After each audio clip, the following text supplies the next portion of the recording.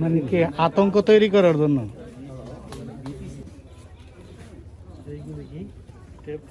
এইটাই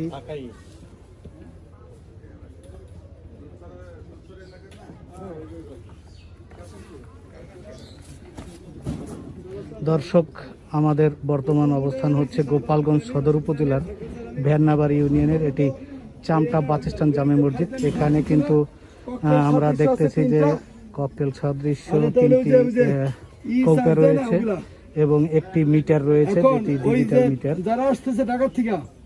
তো হয়তো এলাকায় আতঙ্ক তৈরি করার জন্য এই কাজগুলো করা হয়েছে। না না, রিক্স লয়ে তো আমি থানায় হলে যেতে পারি, আপনার কাছে লয়ে যেতে পারি স্যার। রিক্স তো লয়ে ফেলাইছি, উঠে ফেলাইছি। আর যে হেফাজতের একটা ফর্ম পাইছি, আর এক শালার বেটা ছবি পাইছি 3-4 কপি, আর চাকু পাইছি ছোট ছোট 4টা। এইগুলো উঠে ফেলাইছি স্যার, সমস্যা কিছু নেই।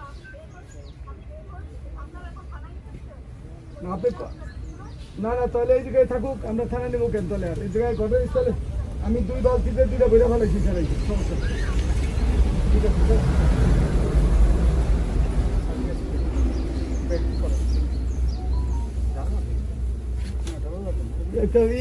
ছবিটা কই? ছবিটা এই ছবিটা কার? এই ছবিটা কেউ চিনে কিনা? লোকাল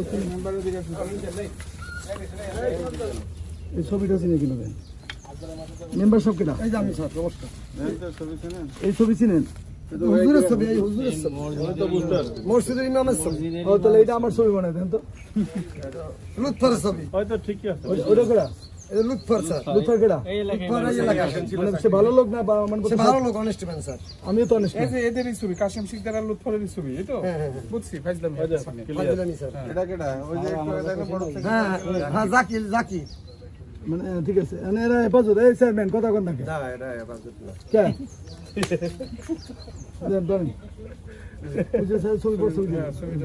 চলেন স্যার, কোর্স কমপ্লিট।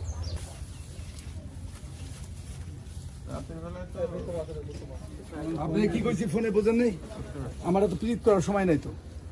যেটা জেনুইন ধরেন থাবা দেয়, আমার সোজা কথা। তবে দইরা খালি। তো দর্শক, আমরা কিন্তু রয়েছি গোপালগঞ্জ সদর উপজেলার এটি ভেন্নাবাড়ি ইউনিয়নের চামটা বাসস্ট্যান্ড সংলগ্ন মসজিদের এখানে। তো এখানে কিন্তু বোমা সাদৃশ্য 3টি কৌকা রয়েছে এবং এখানে আমরা এই মুহূর্তে একটু জানতে পেরেছি যে অলরেডি এখানে এটি বোমা সাদৃশ্য যে কৌকাগুলো রয়েছে সেগুলো আসলে এলাকায় আতঙ্ক তৈরি করার জন্য।